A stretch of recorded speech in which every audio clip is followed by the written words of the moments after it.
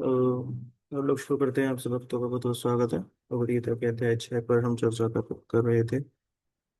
श्लोक संख्या श्लोक संख्या 41 पे आज हम चर्चा करेंगे। तो तो इन शॉर्ट हमने देखा कि भगवान से अर्जुन ने पूछना शुरू किया कि जो इस बात पे अनसक्सेसफुल हो जाता है जिसे सक्सेस नहीं मिलेगी तो उसका क्या होगा। पूछने का कारण यह है कि जैसे कोई भक्ति मार्ग में आया है या किसी भी और योग में भी अगर वो आया है तो वो कुछ संसार के जो भोग हैं उनको छोड़ चुका है या छोड़ने का प्रयास कर रहा है। तो वो टेस्ट उसका चला गया है या उस टेस्ट को मारने का प्रयास कर रहा है ना।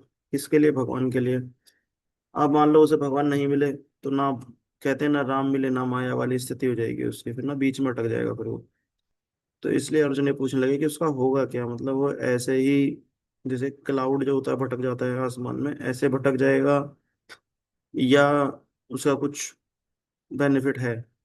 तो भगवान ये बताना शुरू किए कि अर्जुन जो इस बात पे हैं उनको जीते जी भी बेनिफिट है और मरने के बाद भी बेनिफिट है। तो क्या बेनिफिट उसको मिलेगा जिसकी जो अनसक्सेसफुल हुआ, जैसे भक्ति कर रहे थे कई साल से भक्ति में हैं पर किसी सांसारिक आकर्षण की वजह से छूट गई, अब वो नहीं करते हैं भक्ति, है ना। तो उनका क्या होगा। ऐसे वैसे कई दृष्टांत पहले भी हम पुराणों में सुने हैं जिसमें ये आता है कि कैसे एक व्यक्ति ने बहुत ही कम भक्ति करी थी फिर भी वो बहुत बड़े डेंजर से बच गया।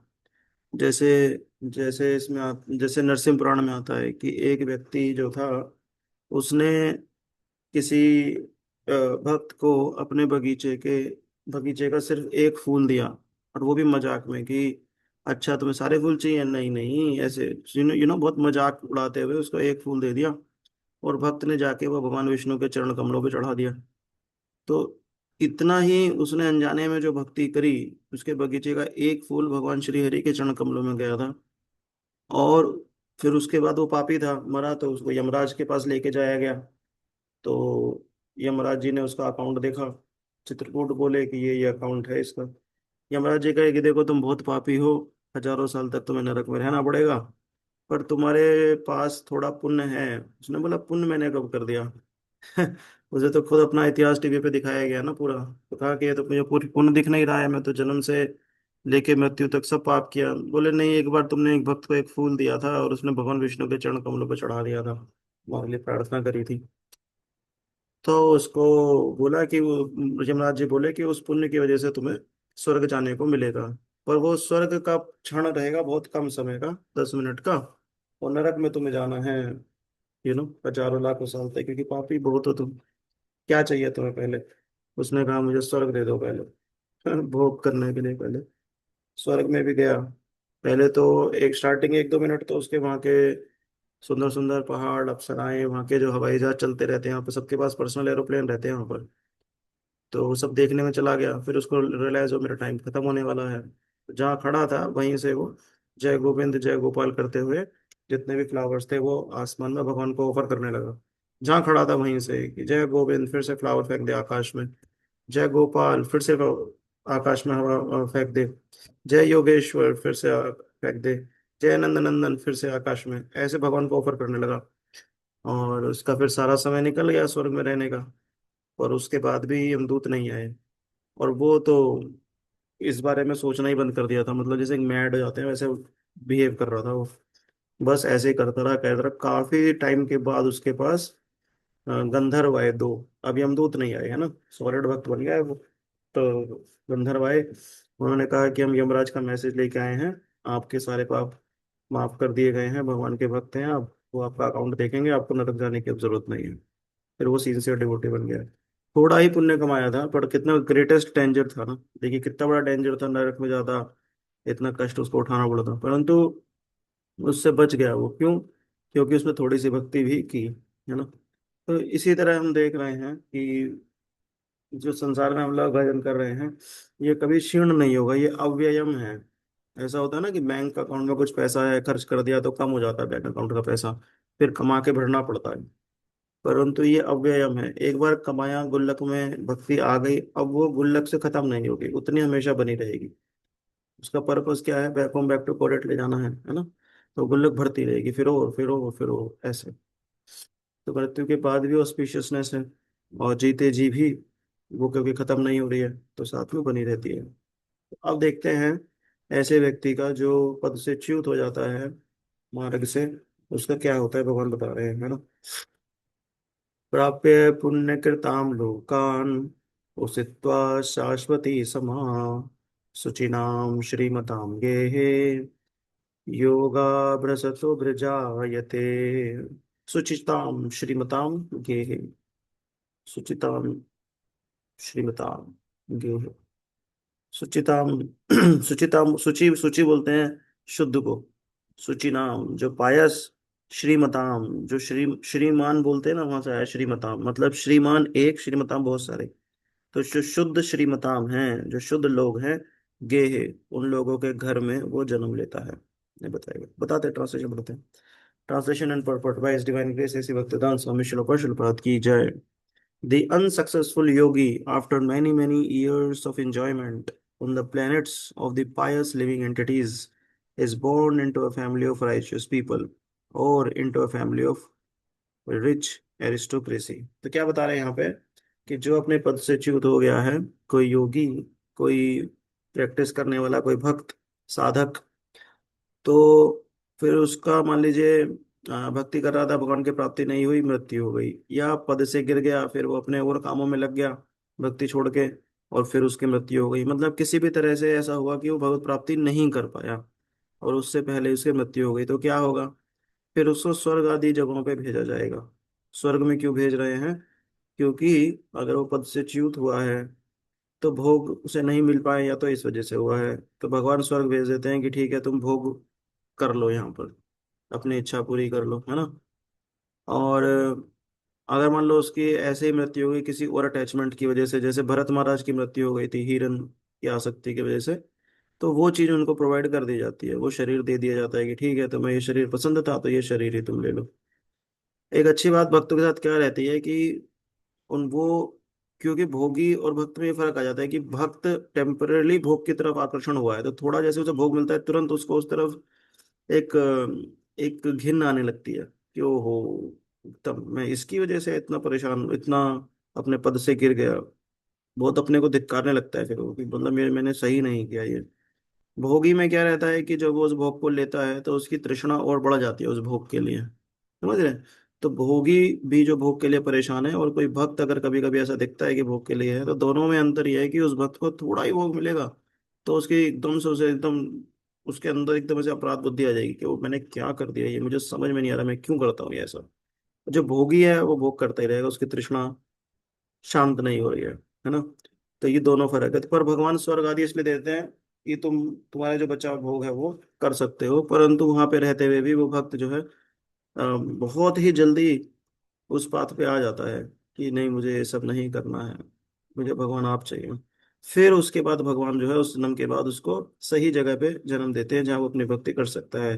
जो शुद्ध लोग हैं उनके यहाँ जन्म देते हैं, जैसे भरत महाराज को तो अगला जन्म कहाँ मिला, एक ब्राह्मण के यहाँ जन्म मिला जो खुद भगवान का भक्त था, वहां पे उसको जन्म दिया गया। ये जो शुद्ध हैं, शुद्ध मतलब जो उनके यहाँ जो खान पान है, वो जैसे संसार में बोला जाता है ना, लूट खसोट करने वाला जो होते हैं जैसे, तो धन शुद्ध तरीके से कमाया जा रहा है, व्यवहार सब उनका शुद्ध है, खाना पीना सब शुद्ध है। तो ऐसी जगह पे जाके, चाहे वो बहुत रिच फैमिली में भी पैदा होगा इस तरह का भक्त, परंतु वो एंजॉयमेंट नहीं कर पाएगा, उसका मन हमेशा से सही चीज जो है उस तरफ रहेगा, मतलब भगवान के भक्तों को देखेगा सुनेगा तो हमेशा एकदम उसका आकर्षण बना रहेगा पुराना, है ना। ऐसे हम अपने समाज में भी देखते हैं, स्कूल में कई भक्तों के घरों में जैसे बच्चे देखे जाते हैं, तो ऐसा सुनने में आता है कि वो बचपन से ही भागवतम, भगवत गीता, कीर्तन इस तरफ उनकी रुचि रहती है। कई बार वीडियो भी देखते हैं हम लोग ना, छोटा बच्चा है बचपन से उसकी इस तरफ रुचि है, कीर्तन कथा इस तरफ उसकी रुचि रहती है, तो ये पुराने ही भक्त रहते हैं भगवान के, है ना, जो इस तरह से संसार में दोबारा आते हैं ना। तो ये है मतलब, तो इस बात पे नुकसान नहीं है ना। ये सुधांशु प्रभा पढ़ सकते हैं, ट्रांसलेशन परपट पढ़ सकते हैं हम, first Hare Krishna, paragraph. Guru. Hare Krishna. The, the unsuccessful yogis are divided into two classes. One is fallen after very little progress, and one is fallen after long practice of yoga. The yogi who falls after a short period of practice goes to the higher planets where pious where pious living entities are allowed to enter. After prolonged life, they are sent back again to this planet to take birth in the family of righteous Brahmana, Vaishnava, or of ar- arist- aristocratic merchants, aristocratic हाँ मतलब merchants. कैसा है कि जैसे merchants. बहुत लंबे time तक साधना भक्ति कर रहे हैं, और मतलब बहुत ऐसा क्षणिक उनके उनको टेस्ट आ गया, बहुत क्षणिक ऐसा रहा कि किसी वजह से गिर गए साधना से, पर उनका बहुत ज्यादा टेस्ट है भक्ति में। परंतु बहुत लंबे टाइम तक भक्ति करने के बाद आकस्मिक कुछ बीमारी आ गई, कुछ एक्सीडेंट हो गया, कुछ हो गया और उनकी मृत्यु हो गई। तो प्रभात जी कह रहे हैं ऐसे केस में उनको इमीडिएटली नेक्स्ट बर्थ कहाँ मिलेगा, किसी राइचुअस ब्राह्मण वैष्णव के यहाँ उनको जन्म मिल जाएगा, या कोई बहुत धनी परिवार होगा वहां जन्म दे देंगे। धनी परिवार इसलिए कि उनको उनको खाने पीने का ये सब, इन सब चीजों का कुछ स्ट्रगल नहीं होगा। ऑटोमेटिक ही उनका इंक्लिनेशन भक्ति की तरफ रहेगा, पर मटेरियल में भी उनका कुछ स्ट्रगल नहीं रहेगा। या फिर ब्राह्मण वैष्णव के यहाँ जन्म दे देते हैं, जहाँ पे उनको वो प्रॉपर एटमोसफेयर मिल जाएगा। परंतु ये किसके साथ होगा, जिन्होंने भक्ति बहुत अच्छे से की है और भगवत प्राप्ति नहीं हो पाई, कोई बात नहीं, पर वो भक्ति बहुत ही अच्छे से कर रहे हैं और प्रोलॉन्ग्ड टाइम तक कर रहे हैं, काफी लंबे टाइम तक उन्होंने प्रैक्टिस किया भक्ति को। अच्छा, मान लीजिए कोई शॉर्ट पीरियड में ही ऐसा हुआ, बहुत कम समय में ही बस थोड़ी बहुत ही भक्ति उसने करी थी, तब उनको स्वर्ग आदि ग्रह में भेज दिया जाता है। बहुत कम टाइम तक ही प्रैक्टिस करी, या इतना इंक्लिनेशन नहीं था भक्ति की तरफ, तो भी फिर उनको स्वर्ग में भेज दिया जाता है कि अगर तुम्हें भोग करना है तो फिर यहाँ मत करो, तुम भक्त हो, तुम जाओ स्वर्ग में वहां भोग कर लो। तो देखो कितना बढ़िया फायदा है। किसी को गाड़ी अगर खरीदने के लिए प्रयास कर रहा है कोई भक्त, तो उससे कहा जाएगा कोई बात नहीं, तुम भक्ति अच्छे से कर लो, स्वर्ग में तुम्हें भगवान अपना एरोप्लेन देंगे, जिसका का ना कोई धुआं होगा, ना कोई तुम्हें पेट्रोल भरवाना पड़ेगा। वहाँ के एरोप्लेन में अपनी इच्छा से वो चलेगा, तुम जब इच्छा करोगे चल पड़ेगा, तो ड्राइविंग भी नहीं करनी होगी, है ना। साथ में तुम्हें नौकर चाकर भी मिल जाएंगे वहाँ पे, पंखा पंखा चलेंगे आराम से। भक्ति में तो कुछ नुकसान नहीं है। यस पूछिए, अगला पैराग्राफ पढ़ते हैं। The real purpose of yoga practice is to achieve the highest perfection of Krishna consciousness, as explained in the last verse of this chapter. But those who do not preserve to such an extent and who fail because of material allurements are allowed by the grace of the Lord to make full utilization of their material propensities. And after that, they are given opportunities to live prosperous lives in righteous or aristocratic families. Those who are born in such families may take advantage of the facilities and try to elevate themselves to full Krishna consciousness. Hmm, clear है ना ये। जी जब प्रभु। हाँ, वैसे तो किसी भी योग का पर्पस यही है कि हमें भगवान की भक्ति में लगना है, मतलब भगवान की प्राप्ति करनी है। परंतु भक्ति योग में तो स्पेसिफिकली ये डायरेक्ट बात है कि भाई आप सीधा एक्सप्रेस वे पकड़ के और वृंदावन जा रहे हैं। बाकी लोग तो सब डायरेक्टली इनडायरेक्टली है ना। जैसे कुछ लोग ऐसा कहते हैं कि नहीं मैं तो सबको मानता हूँ, क्योंकि अल्टीमेटली तो उसी एक भगवान की तरफ सब रास्ते जा रहे हैं, कोई सा भी रास्ता पकड़ लो। मतलब जैसे आपको मान लो अपने घर से ऑफिस निकलना है सुबह, तो लोग कहेंगे कि सारे रास्ते ऑफिस ही जा रहे हैं, कोई भी रास्ता पकड़ लो, इसमें क्या है ना। आप वो शॉर्टेस्ट रास्ता मत अपनाइए, मतलब जीपीएस वाला, कोई भी रास्ता पकड़ लो। दिल्ली से आपको गाजियाबाद आना है ऑफिस में अपने, तो आप मथुरा, वृंदावन, मेरठ, अमेरिका होते हुए अपने ऑफिस आ सकते हैं। और एक है कि आप सीधा सीधा जीपीएस को फॉलो करते गाजियाबाद आ जाइए। तो भक्ति कैसा है कि सीधे सीधे गाजियाबाद फॉलो करते आ जाइए। बाकी योगा है कि भैया घूमते घामते आप इधर उधर ट्रैवल करते हुए आइए, ऐसा। तो real purpose of yoga practice is to achieve the highest perfection of Krishna consciousness, as explained in the last verse of this chapter. But those who do not preserve to such an extent and fail because of material allurements are allowed by the grace of the Lord to make full utilization of their material propensities। तो अगर किसी के अंदर ये भौतिक इच्छा भी रह गई कि भाई मुझे भोग करना है, तो भी वो उस भोग को रोक के रख ले तो अच्छा है। जैसे मतलब मान लीजिए कि भोग की इच्छा है इस जन्म में ना, तो अच्छा होगा कि वो उस भोग की इच्छा को रोक के रख ले तो सही है, और भक्ति कर ले अच्छे से, क्योंकि अगर वो अच्छे से भक्ति करेगा तो क्या होगा, फिर इसको स्वर्ग आदि ग्रह में इससे कई गुना अच्छा भोग मिल सकता है ना। फिर यहीं पे अगर भोगों में लगा रहेगा, भक्ति अच्छे से नहीं करेगा, तो फिर थोड़ा उसके लिए प्रॉब्लम है। देखिए वैसे तो ये भक्त, ये जो श्लोक है हमें बहुत आशा देता है परंतु इसमें एक कैच क्या है कि अगर मान लीजिए कि हम भक्ति किए, है ना, और इस इस बार हम अपने पद से गिर गए किसी वजह से, स्वर्ग में जाएंगे तो स्वर्ग में लाइफ स्पैन कितना है, 10,000 साल, है ना, 15,000 साल, 20,000 साल, ऐसा है। वहाँ इतना लंबा टाइम बिताएंगे। फिर जब इतना लंबा टाइम बिता के वापिस इस धरती पे आएंगे, तो सोचिए कि कलयुग कितना बढ़ चुका होगा, है ना। अभी ही कलयुग इतना डेंजरस है। मतलब आप सोचिए कि आज से 50-60 साल पहले अगर आप इस धरती पे हैं, मान लीजिए भारत देश में हैं, तो भक्ति करना आसान है नहीं। और आज के टाइम में इतना ज्यादा भागा दौड़ है कि भक्ति करना कितना डिफिकल्ट हो गया है हम लोगों के लिए। तो सोचिए कि आज से 10-20 हजार साल के बाद जो स्वर्ग में रह के हम आएंगे, तो ज्यादा कितना ज्यादा डिफिकल्ट हो जाएगा। तो इतना एसोसिएशन नहीं मिल पाएगा। भक्त भी शायद उतने जो है नहीं हो, वो भी सब अपने अपने काम में बिजी होंगे। जैसे यूएस में देखा जाता है, वहाँ लोग सुबह उठते हैं शाम तक ऑफिस में ही लगे रहते हैं। वहाँ कोई एसोसिएशन इतना मिल ही नहीं पाता है। कभी कभी फेस्टिवल वगैरह में इकट्ठा हो जाते हैं, बहुत मुश्किल हो जाता है एसोसिएशन मिलना। तो ऐसे ही भारत देश में आप सोचिए कि 10-20 हजार साल के बाद आ रहे हैं स्वर्ग में भोग भोग के, है ना। अब आपकी इच्छा है भजन करने के ऊपर कोई एसोसिएशन नहीं है। तो इसलिए हमारे लिए तो यही सही है कि इसी जन्म में ही हम पूरी जान लगा के आगे बढ़ सकें इस मार्ग पे, है ना। हमको हमेशा एडवांटेज की तरह नहीं ले सकते अपने लिए,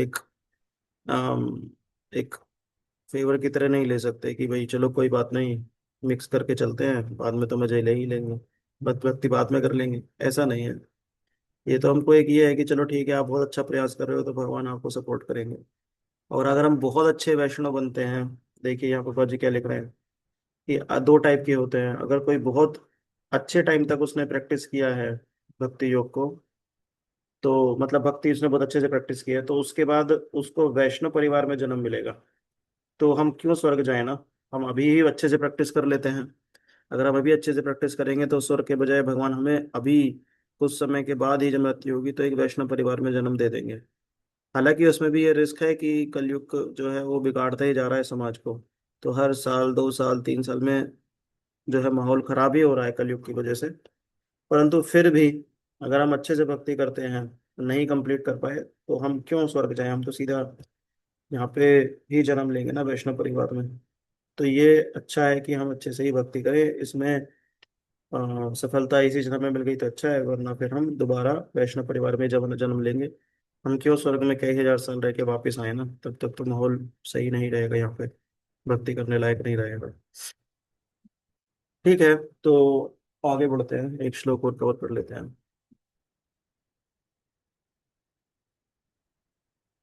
अथवा अथवा योगिनामेव कुले, सॉरी, अथवा योगिनामिव कुले भवति धीमताम् इतादति दुर्लभतरम् लोकजन्म यद ईदृशम्। Translation: or if unsuccessful after long practice of yoga, he takes his birth in a family of transcendentalists who are surely great in wisdom, certainly such a birth is rare in this world। तो यहाँ बता रहे हैं भगवान कि पहले तो वो वहां जन्म लेगा स्वर्ग आदि में। और हाँ, भगवान कह रहे हैं कि और if unsuccessful after long practice of yoga, अगर बहुत बहुत टाइम तक योगा प्रैक्टिस करने के बाद उसका उसका उसकी मृत्यु हुई है, उसे सक्सेसफुल, मतलब देखते होता है अनसक्सेसफुल हुआ, थोड़ी बहुत प्रैक्टिस के बाद ही अनसक्सेसफुल हो गया, मर गया। एक होता है कि बहुत लंबे टाइम तक उसने प्रैक्टिस की है, उसके बाद वो पद से गिर गया या मर गया किसी भी वजह से, तो फिर वो स्वर्ग में नहीं भेजा जाएगा, फिर उसको ट्रांसडेंटलिस्ट, जो मतलब ऐसे शुद्ध जन है, महाजन है, जो भगवान के भक्त हैं, उनके यहाँ उसको जन्म मिलेगा। और भगवान कह रहे हैं कि ऐसा बर्थ बहुत रेयर होता है, मतलब ऐसे भक्त भी बहुत रेयर होते हैं जिनको सीधा इस तरह का जन्म मिलता है। यस गोरख बाबा पढ़ सकते हैं। Hare Krishna. Krishna.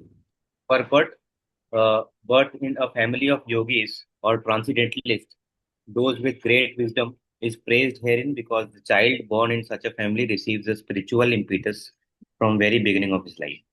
It is especially the case in the Acharya or Goswami families. Such families are very learned and devoted by tradition and training, and thus they become spiritual masters. In India, there are many such Acharya families, but they have now degenerated due to insufficient education and training. मतलब हुआ क्या ना कि जैसे इस तरह के पुराने गोस्वामी लोग थे, तो पहले सिस्टम ये होता था कि गोस्वामी कहला रहा है अगर कोई व्यक्ति और उसके यहाँ किसी बच्चे का जन्म हुआ, तो उसको भी बचपन से गोस्वामी ही कहा जाता था। क्यों कहा जाता था? क्योंकि इस श्लोक के माध्यम से ये समझा जाता था कि उसका ये जन्म बहुत रेयर है, और ये कोई पुराने जन्म की बहुत पुण्य आत्मा है, बहुत इसने लॉन्ग टाइम तक योगा प्रैक्टिस किया है, इसलिए इसका यहाँ जन्म हुआ है, तो उसको भी गोस्वामी कह दिया जाता था।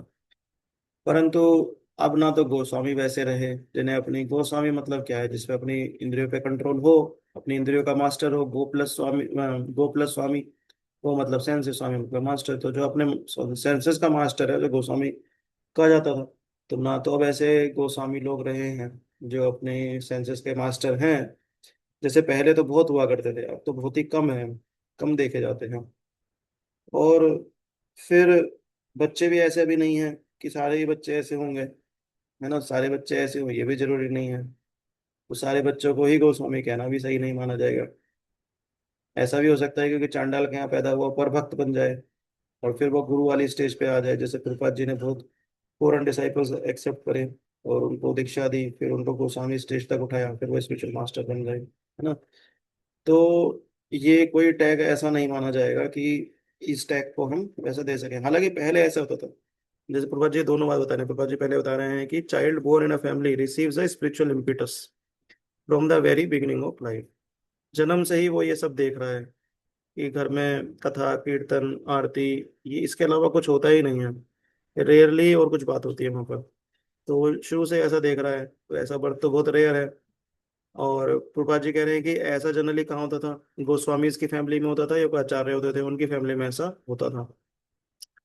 और ऐसी फैमिली जो होती थी बहुत ज्ञानी होती थी, और ट्रेडिशनली वो बहुत डिवोटेड होती थी, उनकी ट्रेनिंग भी वैसी होती थी कि वो बहुत जल्दी स्पिरिचुअल मास्टर बन जाते थे, है ना।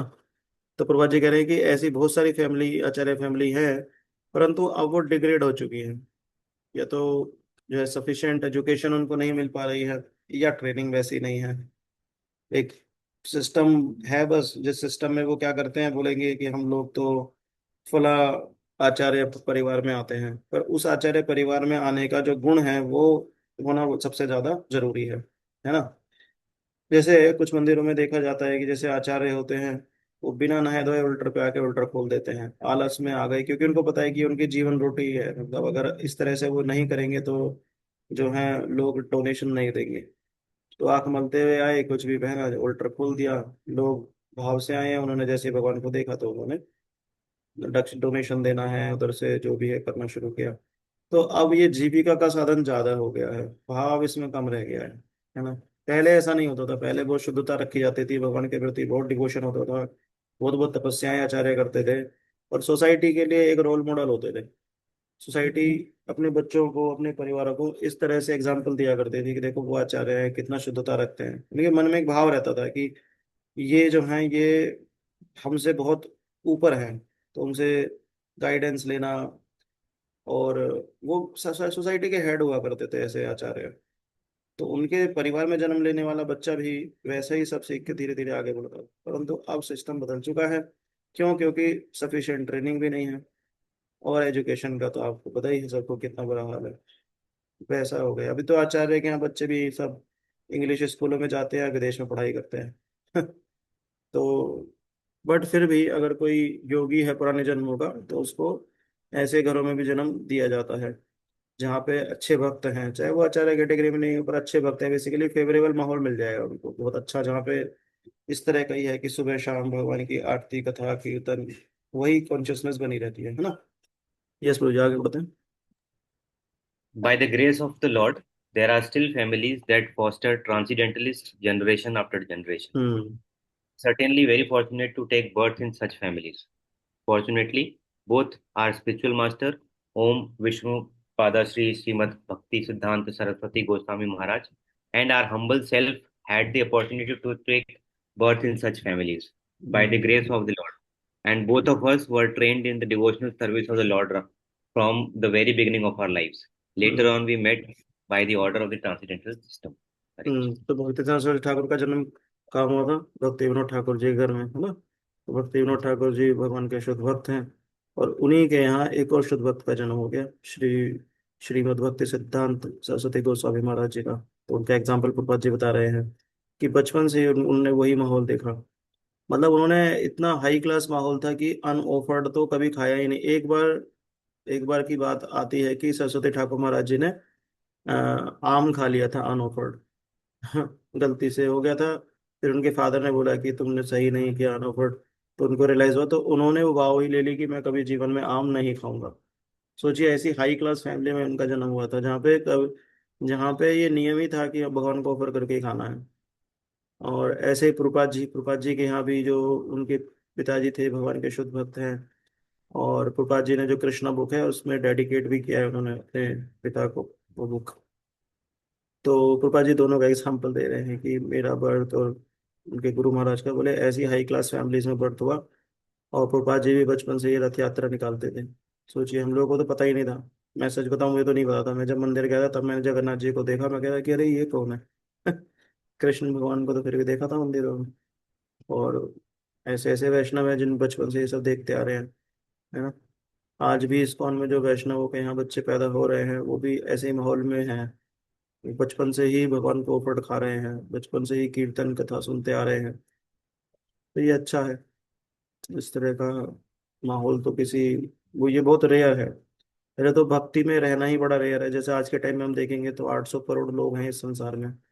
फिर आप कैलकुलेशन करेंगे तो आप पाएंगे कि 20-25 लोग ज़्यादा से ज़्यादा भक्ति में होंगे। और बहुत ज़्यादा देखेंगे, अगर कुछ फैनेटिक्स इसमें ऐड कर लेंगे तो 1 करोड़ हो जाएंगे।